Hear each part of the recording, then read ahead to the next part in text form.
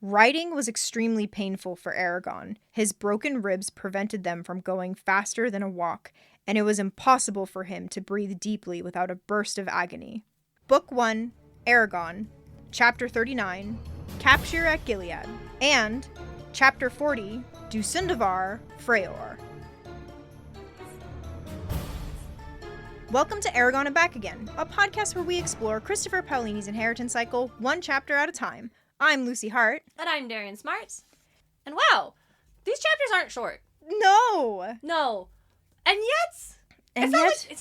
Listen, up top.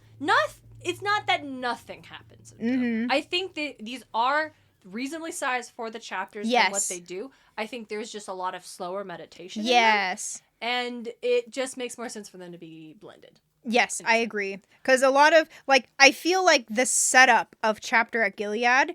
It is slightly tenseful because of the chapter title.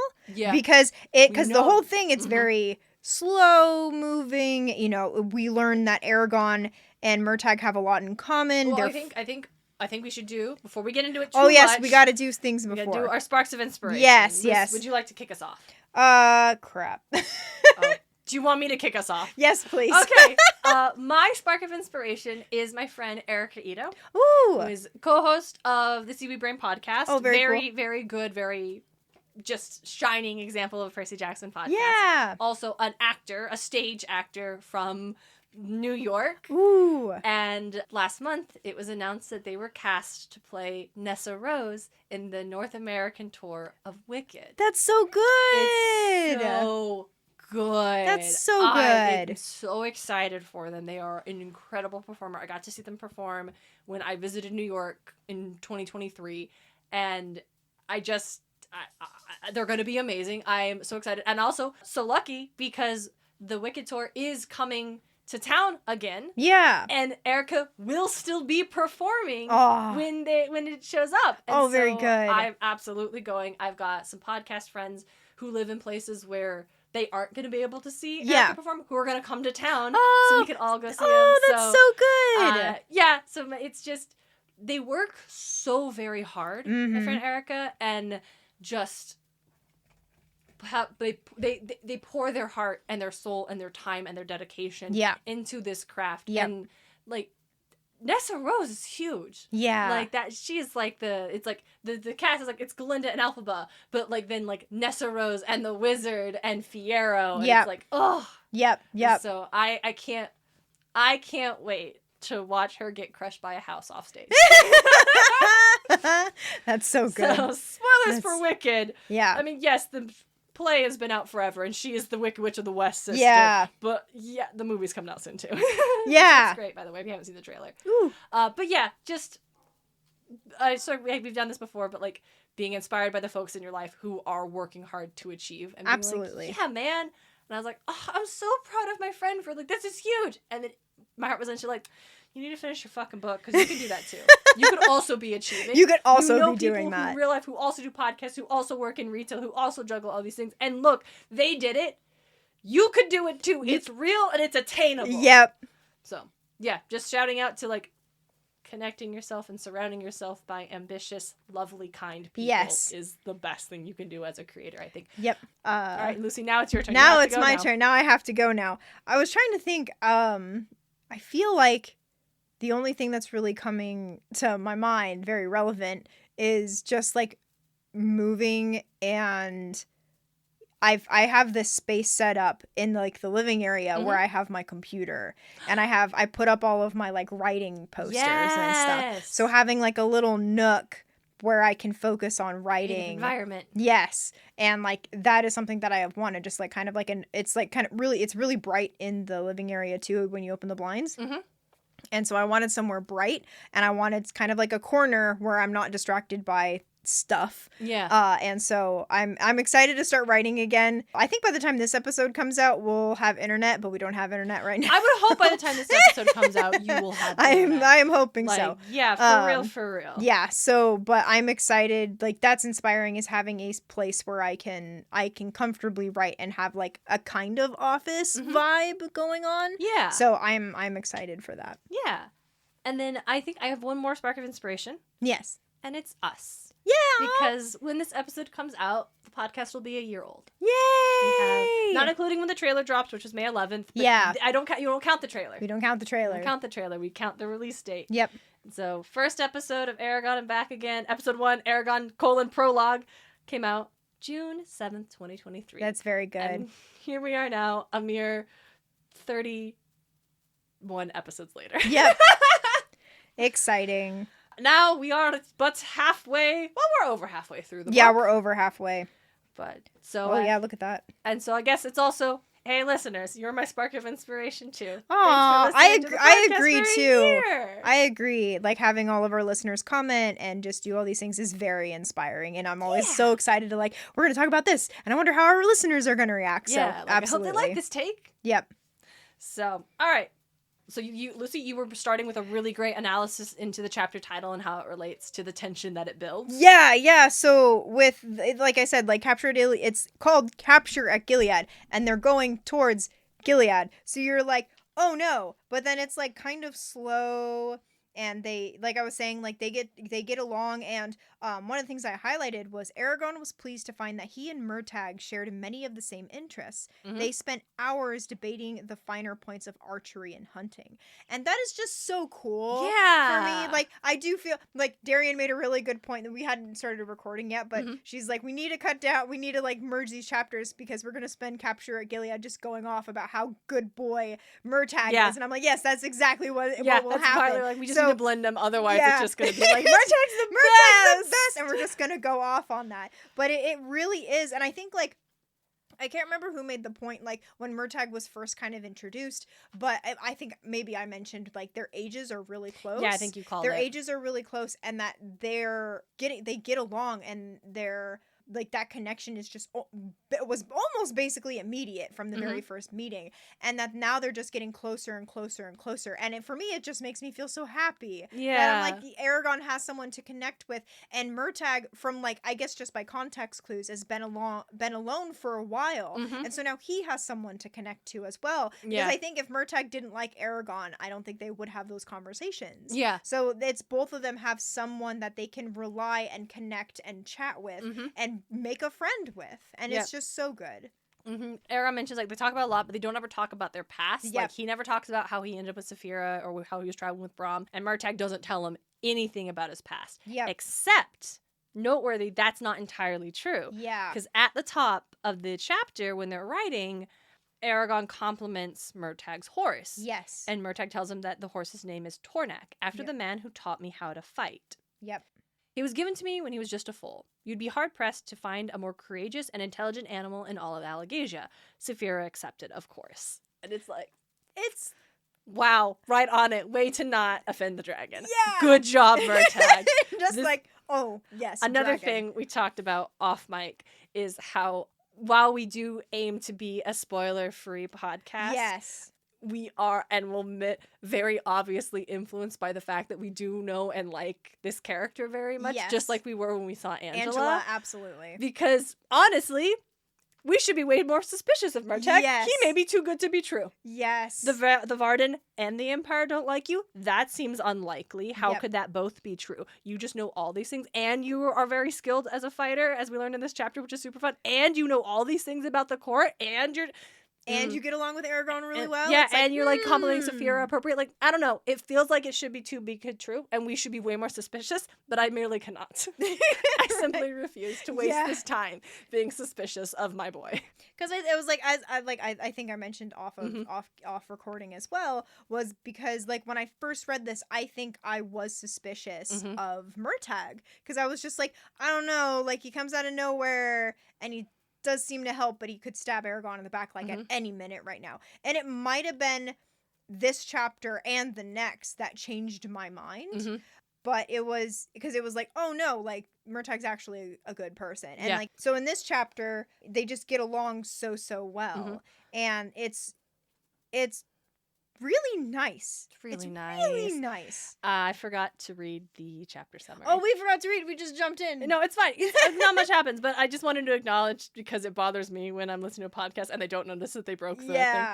Capture at Gil'ead. The journey continues, now with our new best friend Murtagh. I forgot I wrote that. Eragon continues practicing magic and begins dueling with Murtagh, who proves to be incredibly knowledgeable in both areas. Reaching Gil'ead, Murtagh goes in to meet the contact, but is spotted while in town.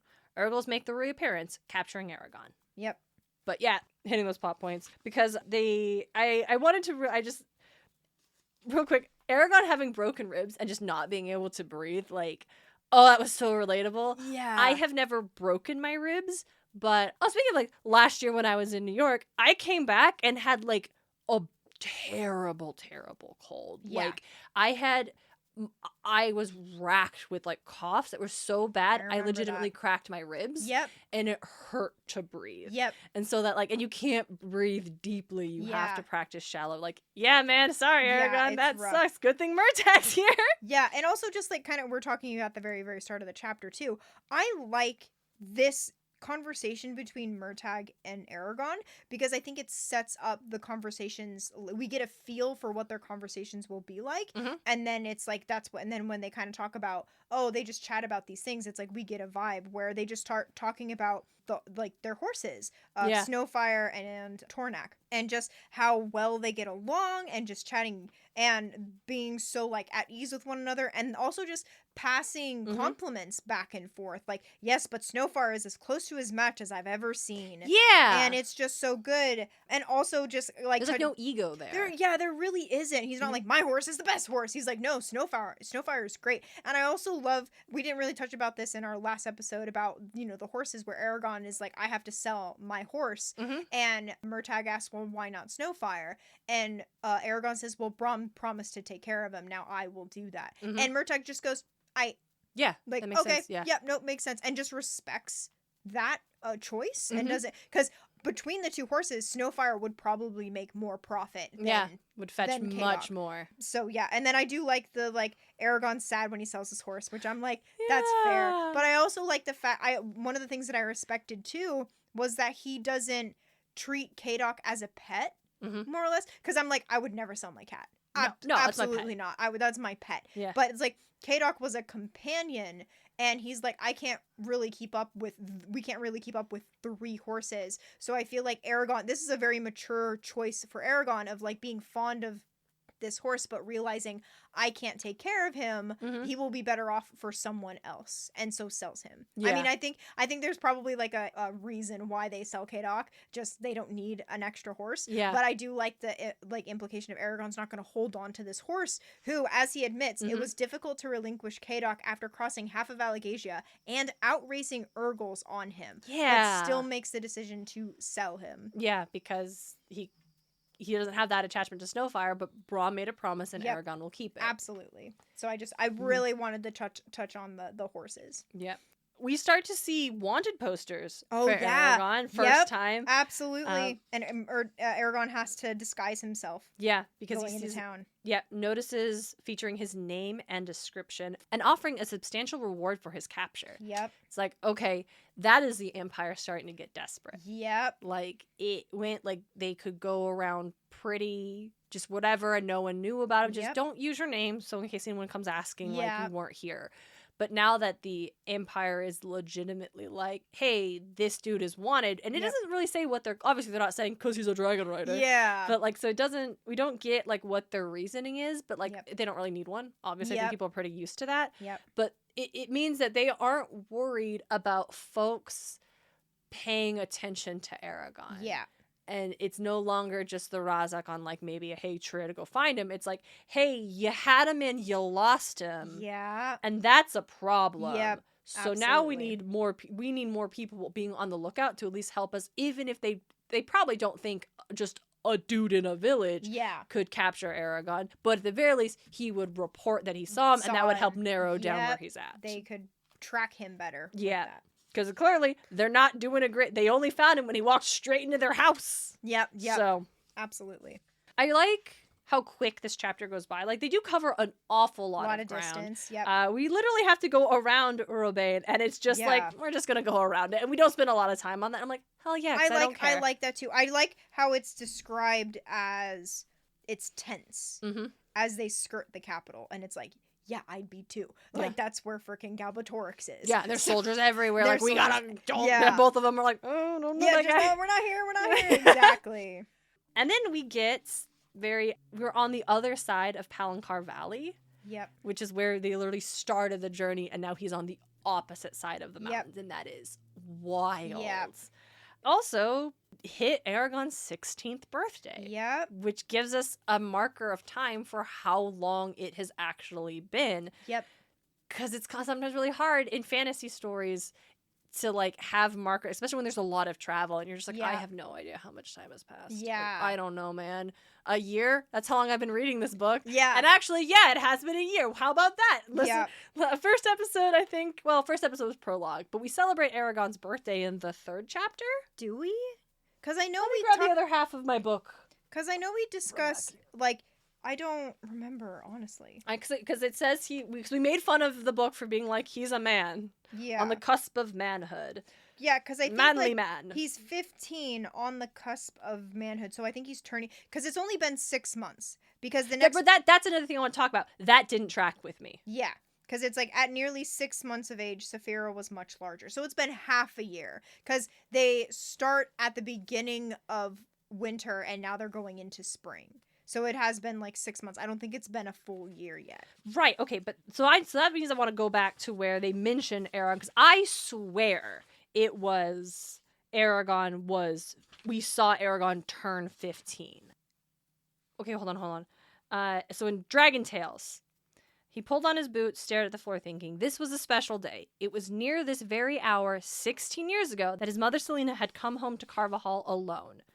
She was gone for 6 years, da-da-da. Within 5 months, her son was born. Okay, so he's 15. He's already 15. Yeah, because like with the very first chapter, the 3rd paragraph down, it's Eragon was 15, less than a year from manhood, and then explains less than a year. Okay, yeah, and it was 16 years ago. This mom came back, gave birth 5 months later. Saphira hatches a month after that. Yep. Okay. Yep.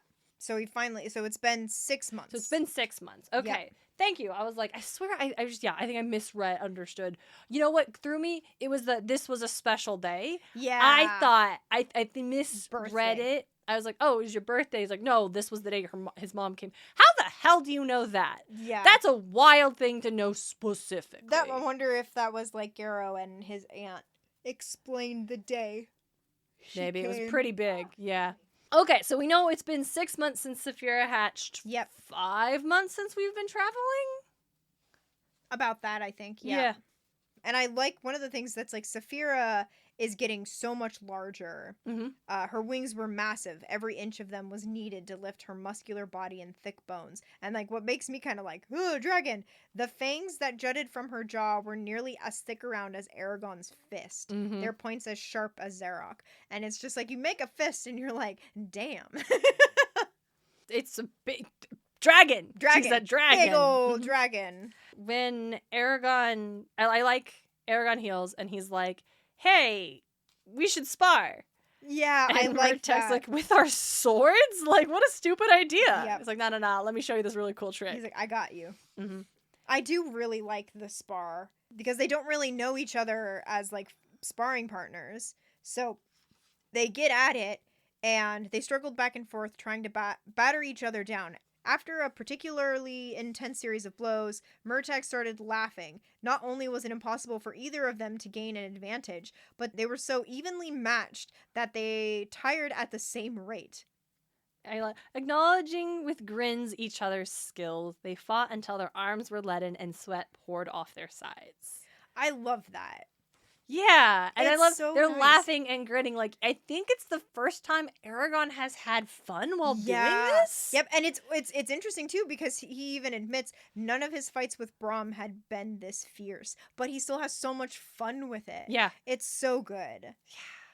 Yeah, Murtagh like compliments him like, you're amazing. I've studied this my whole life, but you're like so good. And he's like, you're just as good. The man who taught you Tornak could make a fortune with a fencing school. People would come from all parts of Allegasia to learn from him.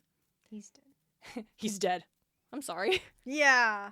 So another time, that's all we know about Murtagh's past. Yep. He was taught by a guy named Tornok, who clearly he respected enough to name his Yep. horse after him, Yep. and that dude is dead now. Yep. I do think that also shows Murtagh's, like, when we were talking about when he says, will you recover? Yeah. I think it's like Murtagh has experienced loss as well. And so relating to that feeling of with Eragon, like, we don't really know how close he was to this Tornak, but it's still enough there. that he named his horse after him, though, Absolutely, which we know is a pretty big deal. Yep. And so, yeah, it's like it is more of like he recognized that nature of that grief. Yep. And was like, are you someone who will recover from it? Yep. Because he also knows that is possible.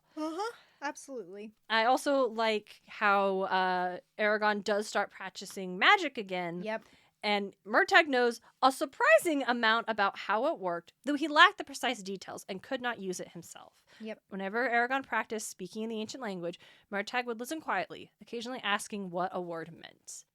And I also think that just makes us like Murtagh more as a character. Yeah. It's like, okay, you know a lot, and that is interesting, but you don't know everything. Like, you know how magic works, which is another, like, it's interesting. Like, hey, why do you know how magic works? Oh, yeah. Sorry, I just thought about it too. I don't know if we talked about this. Eragon tries to pry into Murtagh's mind. Right, and he can't do it. He can't do it because there is he says there's a metal steel barrier. I can't remember which chapter that was in. I think it was the last one. It was the last one. I totally missed it. We totally forgot to touch on that. So it's like it again adds to Murtagh's mystery because he can do this that not a lot of people know how. He knows how magic works. He just doesn't possess the skill to actually do that. And also, but he knows how to keep you out of his head. Yeah, and he also, like, one of the things is, like, Murtagh would listen quietly, occasionally asking what a word meant. He knows what these words mean. Yeah. He knows the ancient language. Yeah. And so it's just like, who are you? Yeah, and he's like, he can't do magic because just knowing it isn't enough. You do need something else. Like, something else. Aragon couldn't have done it before Saphira. Yeah, absolutely. Right? That's a thing.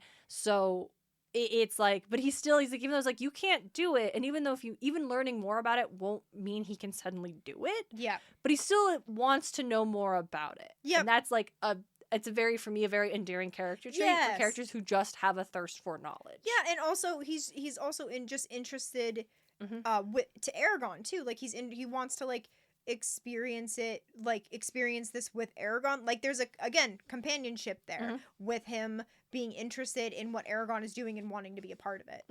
And then just a throwback of when Eragon draws Zarok, Murtagh tensed, though his face remained calm. And we have again, it's like, oh, this sword though. This sword is bad sword. Absolutely. This is just bad vibes sword. Yep. Bad vibes blade, if you will. And that's actually how I will refer to Zarok from this moment on. Yep. Also, we promised we weren't gonna gush about Murtagh the whole and episode.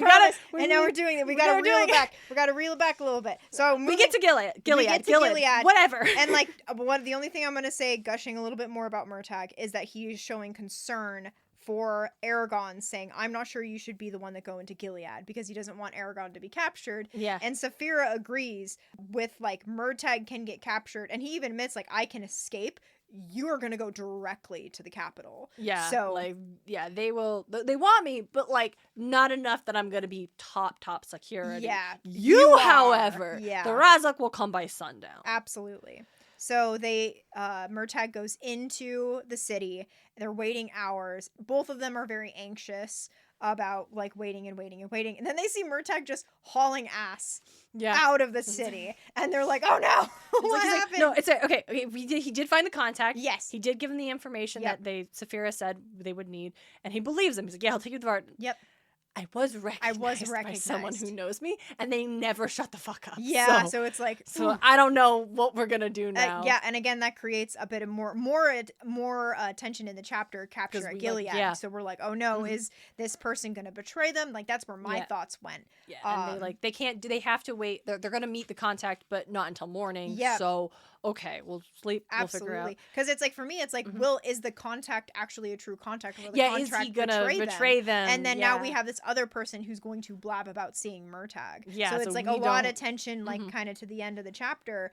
What I really like is, I love Murtagh just like creating this boundary and like, I'm not like not moving on his boundary of I'm not going with you to the Varden. Yeah. Like he's like as much like they're friends. And Eragon is sad. And Eragon's sad. But Eragon also doesn't push. Yeah, and he doesn't push. And I do like Saphira also very gently like hushed him like wait until morning. Now is not the time. Right, because I'm wrong. Eragon does want to push. He wants to protest. He wants to protest, but he respects her and him enough to be like, okay, I'm not gonna do this. Yeah, and I like when she's like, wait until they'd become friends during their travels, and he was loath to tear that apart. Yeah.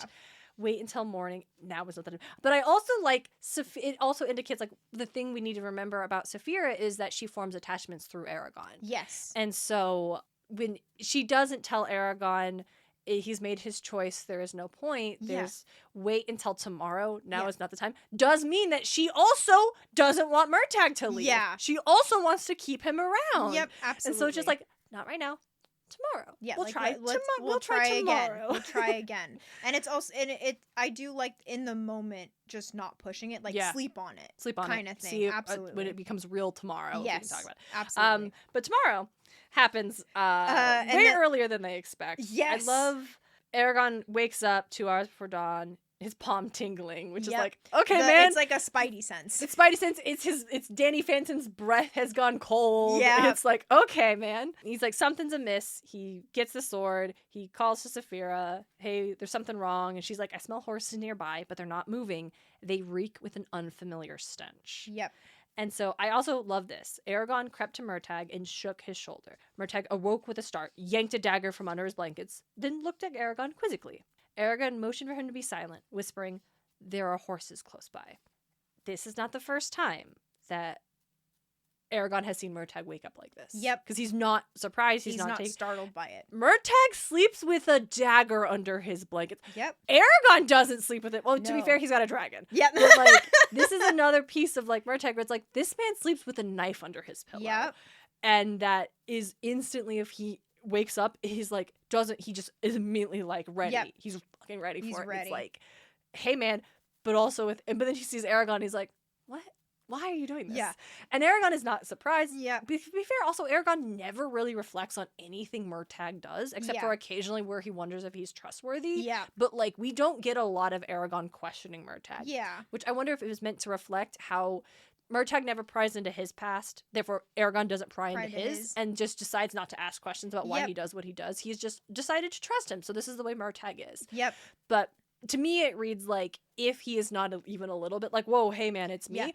This is not the first time that Eragon has woken Murtagh up and he has drawn a knife. And like, I also think like it shows Murtagh too, not just attacking straight out as well. He pulls it out and then he sees Eragon and he's like, okay, we're cool, kind of thing. Why? Why? Why are you waking me up? What's happening? The horses. The horses. And then they get jumped. Lucy, what happens in this scene? Because it's just a lot for me. So for me, it was like I saw. With that, it was like I'm listening to it, so maybe it's a little easier for me to like. Little bit, but no. So what happens is what I think is hilarious is, I mean, the whole situation's not hilarious, but what I may be ironic is that one of the Urgles comes out behind them and just starts waving his sword around, but doesn't charge at them. He's just like, "Rah!" And then Eragon attacks him, and then from the opposite side, more Urgles come in. And Eragon's like, I can't believe I fell for that. Yeah, of all the stupidest tricks to fall for, and it's like. Yeah. Like, I would be like, why is this dude not running at me? But I also understand a very tense situation, want to see enemy, attack enemy kind of thing. Yeah. So it's like, no, I get it. But then they go into a fight. Murtagh and Eragon are attacking. They take down a couple of them. I think there's quite a few. A group of them had run from the side. So while Eragon was attacking a group of them came from another side. Mm-hmm. And then it's like, as Murtagh was attacked by the Urgles, Eragon tried to join him but was blocked by 4 of the monsters. So I don't know if that was from the same group or 4 more. So there's like quite a few. Oh, also calling them monsters. Yep, again. Yep. So then Eragon takes out a couple, but then he's hit over the head with a heavy club. Oof. And right before the club knocks him out, he tells Saphira to fly. Mm-hmm. And then he loses consciousness. Which... It's an excellent when we know the capture is called Capture at Gil'ead. Yep. And when Murtagh goes in and it takes him so long to come back, you are like, oh my God, he got captured. Yeah. He done got captured at Gil'ead. No. And then it comes back, like, okay, what's happening? And then it is like, yeah, the title of the chapter like gives away the twist of the chapter. Yeah. But in doing so actually just creates such a sense of, like you said, Lucy, like tension. Yep. And then we go right into our next one, Du Sundavar Freohr. Eragon awakes in a Gil'ead prison, drugged and unable to use magic. Through the window, Eragon sees the arrival of a shade and the woman from his dreams. Ba-ba-ba. The shade comes to see Eragon, attempting to learn Eragon's true name and coax him to his side, revealing that the shade is clearly not entirely loyal to the king. Yep. For me, it's like the meme of I can't remember the actor's name. Oh, Leo DiCaprio. Yeah, where he holds up the glass and hey! That's we get the shade. It's the shade it's again. Him. Yeah. From the prologue, we get him again. Yeah. And it's interesting because he's with the elf who I guess we can assume is the woman who was That's captured. what I think. I think at this point, like, we could have guessed, hey, that probably is the woman from the prologue. Yep. But now that we see them together, The shade we and know her. it's definitely the woman and from then the again, prologue. especially when her hair shifts and it's an elf. Oh, we're like, yeah, yep. we never had that. Like, it's reasonable enough to have made that, like, guess. Yeah. Because that's just if it's not your first time reading a book, Yeah. you could probably guess that. But the seeing it both is now confirmation that, like, oh, yeah, this is her. Yep, absolutely. But yeah, Eragon is Super drugged. super drugged because he's kind of like, hey, it's weird and something's wrong, but he can't focus. can't really I think it's tell. really well written, this like kind of vaguely dreamy, kind of like half asleep kind of feeling of like not being able to hold on to a thought as it's like sand slipping through his fingers. Yep. What I really like is when he looks out the window is level with the ground. A street full of busy people ran past the side of a cell, beyond which were rows of identical log houses. Feeling weak, Eragon slid to the floor and stared at it blankly. What he had seen outside disturbed him, but he was unsure why. And I think that is a really good description of where his mindset's at. Like, he's really like what you said, something's wrong, but he just can't hold on, grasp why. Yeah. Oh, I love when someone gives him food. Oh yeah. Wasn't that nice of him? Wasn't that nice of him? Eragon thought, smiling pleasantly. And then he eats it, and it's really bad. And he goes, I wish he had brought me something better. Yeah. And then he suddenly realized what was wrong. I was captured by Urgles, not men. How did I end up here? Yep. His befuddled brain grappled with the paradox unsuccessfully. With a mental shrug, he filed away the discovery for a time when he would know what to do with it. Yep. It's just kind of that for a while. Or yeah, it really is him kind of coming in and out a lot. Which I like. I want to say, like at the top of the episode, like nothing really happens, but that's not a bad thing. I think that both the last chapter and this chapter giving a little bit of slow building tension. Like, especially now that, like, Eragon's like, something's wrong, but I don't know what. But we, the reader, know very, very much well. what. And are just in this state of, like, the same kind of tension and suspense that the chapter title of the last one gave us. Just knowing something's bad. But the characters don't know that's the name of the chapter. Yep. And now we know this is bad, but Eragon can't hold on to that fact in his head. And it's also, like, we're wondering, like, where's Murtagh? What happened to Saphira? Yeah. Like what's going on? Like, Eragon he's not really thinking about them very much. Yeah, like, he tries to reach out to Saphira. But can't. Yeah. But I don't even know if he's thought of Murtagh. No, I don't think so at all. Yeah. And so he just like he's very like for us it's very tense. Like, did they get captured? Like, what's going on? But no. Or I guess I shouldn't say no. We just don't know. Yeah, we don't know. We have no idea. And then the next day, he's awoken to like he hears a gate slamming. He looks out the window again. And he's just like soldiers. Thank you. Yeah, just like a bunch of soldiers coming in. Yeah, they're coming in. They're marching in perfect unison. I love how it's described. Every man was dressed in matching armor. The face bore the same hard expression, and their feet came down on the floor with mechanical precision, never missing a beat. The sound was hypnotic. It was a very impressive display of force. Yep, I do like that. And then he noticed that carried by two burly men was an unconscious woman. Yep. And he's seeing her, and when her head like lolls back, he like Eragon gasps, feeling like he had been struck in the stomach. She was the woman from his dreams. Okay. Sorry, it's just now me realizing, oh, she's literally the woman of his dreams. Of his dreams, yeah. Her sculpted face was as perfect as a painting. Her round chin, high cheekbones, and long eyelashes gave her an exotic look. The only mar in her beauty was a scrape along her jaw. Nevertheless, she was the fairest woman he had ever seen. Eragon's blood burned as he looked at her. Something awoke in him, something he had never felt before. It was like an obsession, except stronger, almost a fevered madness. Then the woman's hair shifted, revealing pointed ears. A chill crept over him. She was an elf. Yeah.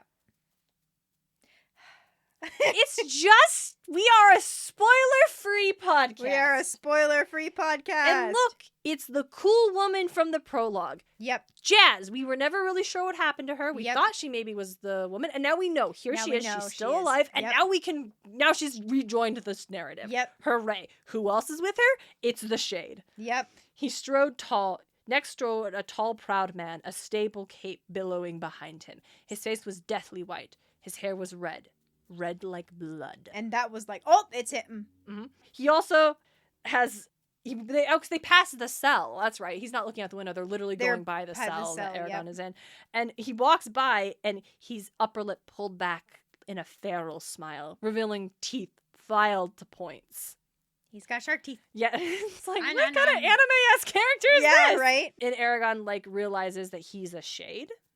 And for a second, I was like, how does Eragon know by sight that this dude is a Shade? Because it just feels like Eragon...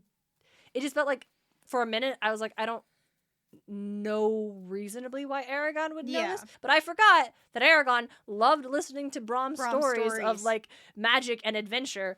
And in the next thing he says, even in his bewildered state, he knew that the presence of a Shade meant that evil was loose in the land. Whenever they appeared, rivers of blood were sure to follow. And I underlined it and noted folktales. Yep. He knows he's a Shade because he's heard the folktales, the stories about Shades. Yep, absolutely. That they're apparently pale, have really intense deep red hair, and sharp teeth. Also red eyes. I don't know if they mentioned that. They didn't, but in the prologue, he's got red eyes. And I also think it's the translucent skin. I don't know if that's mentioned either, but not just pale skin, it's almost translucent. Yeah. Dude doesn't need vitamin D. It would just go right through him anyway. But then he gets, he kind of, I don't know, I think he wakes up and the drug is wearing off. Mm-hmm. And then that's when the Shade comes to interrogate him. Yeah, but first, it does, but it is, he realizes, he's like, it's the drug's wearing off. And he's like, oh, they made a mistake. But it's because he was asleep. So then they bring him food, and when he goes to drink the water, he's like, wait, the smell's weird. Yep. And that's where he realizes, oh, that's how they keep drugging me. It's in the food and water. Yep. So Eragon just stops. He pours it out the window. Yep.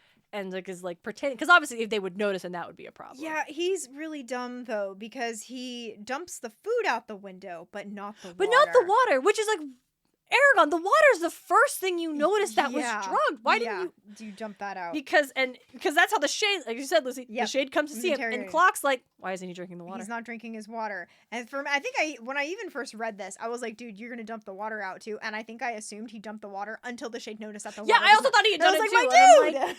What? Why? But yeah, the Shade rolls up. Yep.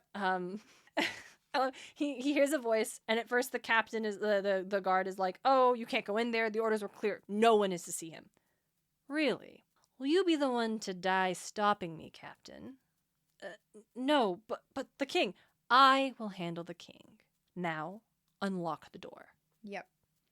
And Eragon's like, okay, I can't show surprise, I can't do anything. And the Shade steps in, and he goes, oh, fuck, oh, no, aw, beans. Yeah, oh, yeah. He's like, I've waited a long time to meet you. Which is... Yeah, it's like, scary. Maroon eyes. They did mention here, maroon eyes. His face, it was like gazing on a death mask or a polished skull with skin pinned over it to give the appearance of life. So it's also just pulled back against the bones. Yeah, and it's like, and I feel like that would be like, this dude looks dead, but he's not. Yeah. I love this. Eragon's like, who are you? No one of consequence. He sat with a flourish of his cloak. And I just underlined that. Gay. This is a queer-coded villain, listeners. Yeah. Straight men don't sit with a flourish of their cloak. Flourish, yeah. He's very... Whoosh, yep. He's like, my name does not matter to one in your position. Mm-hmm. It wouldn't mean a thing to you anyway. It's you that I'm interested in. Who are you? And I love Eragon. He's like, okay, I'm still a little drugged, but I'm not like totally drugged. So I definitely need to pretend I'm more drugged than I actually am. But I'm not really sure how to do that. Yeah. So he's like, pretends he's like thinking about it a long time. I'm not sure. My name's Eragon, but that's not all I am, is it? And it's like, Eragon, what is that? Is that like a threat? Are you trying to threaten him? Like, he's are you just acting like, I know actor. I should know more, but I don't remember. He's not, because the shade's like, he asks him again. It seems I must be more direct. What is your name? Yep. No. Not that one. Don't you have another one? One that you use only rarely? Yep. It's like, oh, hey, we're back to the true. We haven't thought about true names in a while. Yeah, we haven't thought about true names. Welcome back to the club, True Names. Yep. I love that he just makes up his name. Brom told it to me once. It was... The pause stretched for a few seconds. Then his face brightened as he appeared to remember. It was Sundavar Freohr. Yeah, it literally means Death of the Shadows. And the shade's like, ooh. Yeah. I like how he's trying to scare him. He intentionally is like, I'm going to come up with one that'll scare the shit out of this guy. Yeah. Because shade shadows. Yep. And I think like he kind of does it a little bit, or at least like he's a little like disconcerted about it. Yeah, he's wondering, he's like, okay, hold up. That could be a problem. Yeah. He's like, why are you here? To gloat, of course. I like how he's just like, yeah, I'm here to fuck with you. Yeah. Like, what use is victory if one cannot enjoy it? I must attend to certain matters, but while I'm gone, you would do well to think about who you would rather serve. A rider who betrayed your order, or a fellow man like me, though one skilled in the arcane arts. When the time comes to choose, there will be no middle ground. And then he's trying to leave. That's when he notices the water. And I think that's when he clocks like, he's fucking with me. Yeah, he's fucking with me. God damn it. Okay. Yep. He's eating the food, but he's not drinking the water. Yeah, that wasn't his true name. All right. Well, yeah, because I think he thinks that Eragon is still drugged, but not to the extent that he should be, because they talk about how every bowl and plate was scraped clean. So he's been, quote, eating. And he goes, very well, said the shade, mollified, but make sure that he starts drinking again. So it's like, he's like, okay, he's drugged. He's probably extra dosage just in case. Yeah, extra dosage just in case. Yeah. And then Eragon, he's been trying to access his magic and trying to reach out to Saphira this whole time, and he can't do it. And that's how the chapter ends, is he's trying to do that again, and then Eragon slumped to the floor and tried to touch the magic again. Oaths flew from his lips when it eluded his grasp. And then it ends with, I like this, taking a calming breath, he tried to wait patiently. And I love that, because all he can do is wait. Yep. But I also like earlier than that, how after the shade leaves, Brom's lessons prove their worth now. He relied on them to keep himself from panicking and to reassure himself. Yep. Everything has been provided for me. I only have to take advantage of it. And yeah, I really... We gave Brom a lot of grief for the nature of his lessons. And I will stand by that. Yeah. Fight me. More to the point, when, as we talked about, when he tries to reach out to Murtagh's mind and then can't get through, he's like, wow, Brom said only someone with great training could do that. I'm like, yeah, Eragon! Where's your training, Eragon? Yeah. Just again being like, but also if the training that Brom provided him reassures Eragon in this moment. Yep. Like, he knows enough to know like what the shade is asking for. He knows enough to know he will get out, that he's not letting himself panic. He's like, I have what I need. I just need to, I will be okay. And that means a lot. But but right now, all he can do is wait. Yep. God damn it! Sorry, I turned the next page, and guess who wakes up again in the next chapter? Eragon! All right, I don't have anything else to say about this.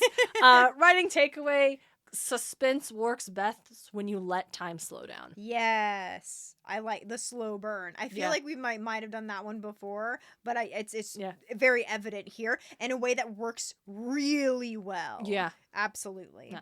I suspect at the end of the season, I might go through all of our writing takeaways and then combine the ones that are very similar. Because I think it's okay to have the same one from the chapters, but yeah. It's fine. I'm just annoyed by the next. I have to read them waking up again. Yeah. It's whatever. Let's shout out some listeners. Yeah. Over on Spotify, Liljus just left a comment. Holy cow, finally found an Inheritance podcast. Love this series, and I'm sure this podcast will be worth a listen. Aww. I hope they're still listening. Thanks. Yes, thanks. Thank you. Yeah. Always enjoying it. It makes me very, it is. We're not the only Inheritance one. Like, I looked them up. Yeah. We might currently be the only active one. Ooh. if I remember correctly. The ones I found, I don't think they had posted or they'd already finished. Yeah. But it is kind of cool. So and it does feel like, and I've thought about this a lot, mostly being like, as a Percy Jackson podcaster and mythology podcaster, that is a very full space. There are a lot of folks doing a lot of great podcasting work in there. And so it makes me feel comfortable just leaning into the niche of what me and DJ have, what we focus on. Whereas in this space that it feels like, not saying it is only us, but right now, it feels like such a bigger responsibility to do well by this work. Yeah. Because if we don't, someone can't just be like, well, I'm just going to leave, which is fair if you don't like the podcast. Like, for sure. It's not for you. It's free content. Go listen to whatever you want. But there are less things. And I'm not saying I want to be everything for every inheritance span. Yeah. But I want to at least do a good job by the work. Yeah. So that is when it's, I think, important thing. Like, even when we criticize or things we didn't love, that does not mean we don't love the work or want to, like, I don't feel like we ever set out to, even when we sigh, a woman of his dreams.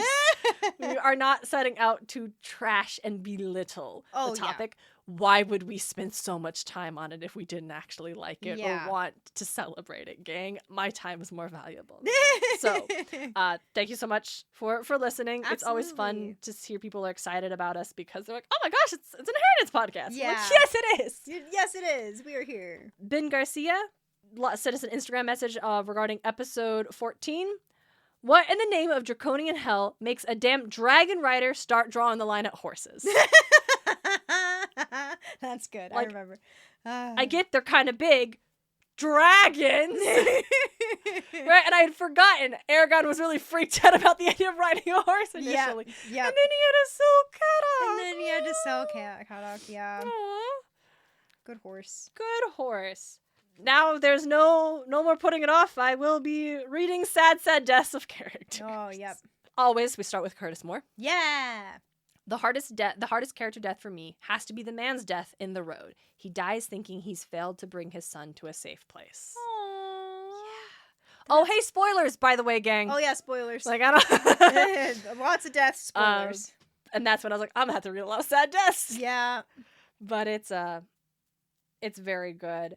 Other character deaths that folks shouted out: Robb Stark, Zoe Nightshade, oof. Yeah. Shireen Baratheon, OP from SOA, and Glenn from The Walking Dead. Yep. Which, yeah. Yeah. Anathema from The Fallen Hero Rebirth / Retribution, which sounds like an anime to me, or a video game. I'm not familiar with it, but you know when you see a title naming convention and you're just like, I don't know it, but I could take a good guess. Yep. Oramos, Chelsea and Mine from Akame ga Kill, Light from Death Note, and then it ... so I couldn't read the rest, but yeah. I started doing this thing where I'm going to put the call to action question in our stories as well for folks to answer there, and then I will be able to save those on an Instagram like story thing. Yeah, I like that. And so I don't know, I like being able to have another opportunity for interacting with that. Yes, very much. And they're reading the comments. Yes, and there were the comments. I forgot they were from Zablights. From me. From Lucy.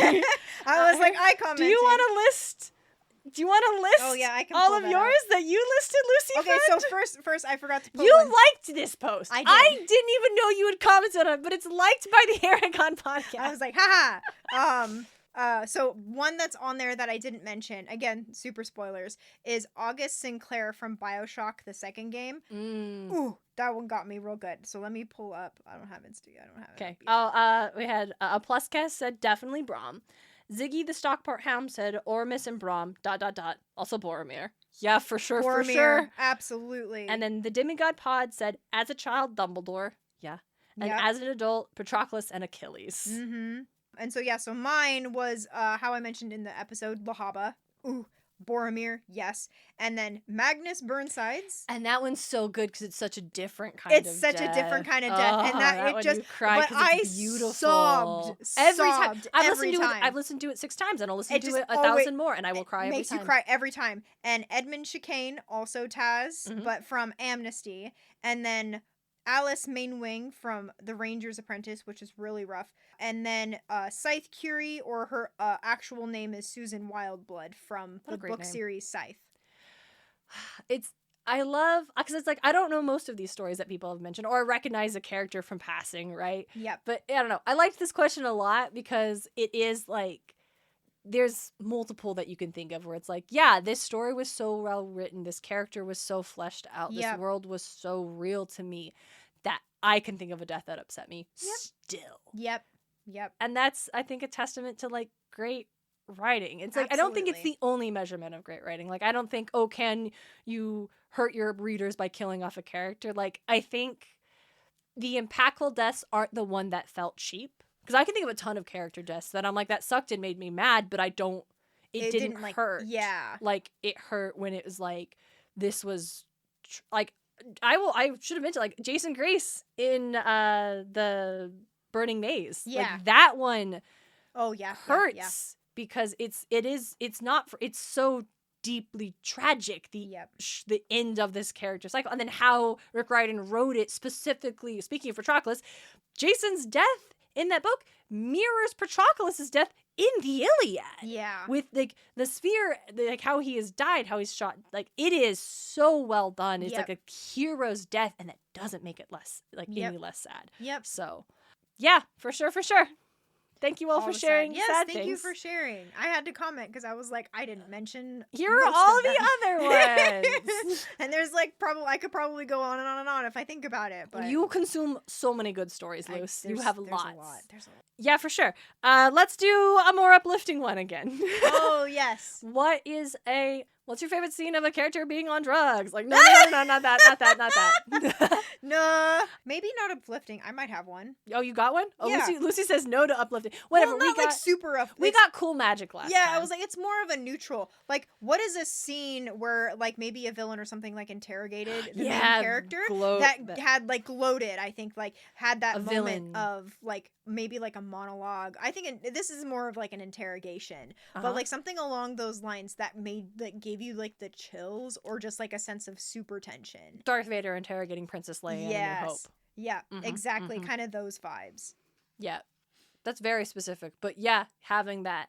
Or even like, it's because it's like it's so different than like because I would not hold it in the same as Luke confronting the Emperor. Yeah. Right? That feels like a different kind of, but that villain in. They, like, Eye of One. Yes. Gloating kind of thing. Mm-hmm. Absolutely. Like I said, you'll find that on Instagram if that's your preferred. If you don't want it to be a public space, but you still want to engage, you can also just message us directly about it. Yep. Also on Spotify. And until next time, she's Lucy Hart. And she's Darien Smart. And this is Eragon. And back again.